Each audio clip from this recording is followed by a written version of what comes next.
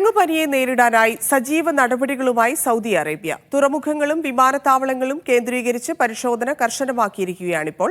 മുൻകരുതൽ നടപടികളുമായി വാക്സിൻ സൗകര്യവും വിഷ്വൽ സ്ക്രീനിംഗ് സംവിധാനവും തുറമുഖങ്ങളിലുണ്ടാകും.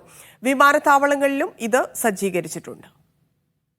മുൻകരുതൽ നടപടികളായി സൗദി ആരോഗ്യ മന്ത്രാലയം മതിയായ അളവിൽ വാക്സിനുകൾ, മരുന്നുകൾ, രോഗനിർണയ ഉപകരണങ്ങൾ എന്നിവ തയ്യാറാക്കിയിട്ടുണ്ട്. വൈറസ് വ്യാപനം കണ്ടെത്തിയ രാജ്യങ്ങളിൽ നിന്ന് വരുന്നവർക്കായി അന്താരാഷ്ട്ര തുറമുഖങ്ങളിൽ വിഷ്വൽ സ്ക്രീനിംഗും സംവിധാനിച്ചു. അപകട സാധ്യത വിലയിരുത്തൽ, അണുബാധ നിയന്ത്രണം, ചികിത്സാ പ്രോട്ടോകോളുകൾ തുടങ്ങിയ മെഡിക്കൽ മാർഗനിർദ്ദേശങ്ങൾ നവീകരിച്ചിട്ടുണ്ട്. ആരോഗ്യ പ്രവർത്തകർക്കായി പ്രത്യേക പരിശീലനം നൽകുന്നുണ്ടെന്നും മന്ത്രാലയം അറിയിച്ചു. അതോടൊപ്പം ബോധവൽക്കരണ പരിപാടികളും സജീവമാണ്. 1970-ലാണ് ആദ്യമായി കുരങ്ങുപനി മനുഷ്യരിൽ കണ്ടെത്തിയത്.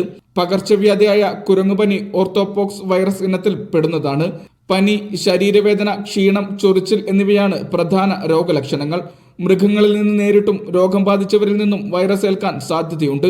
വാക്സിനേഷൻ, വ്യക്തിശുചിത്വം, മൃഗങ്ങൾക്കുള്ള പരിശോധനയും നിരീക്ഷണവും തുടങ്ങിയവയിലൂടെ രോഗം പടരുന്നത് തടയാമെന്നും മന്ത്രാലയം അറിയിച്ചു. Mishal Cherpulassery, media 1, Riyadh.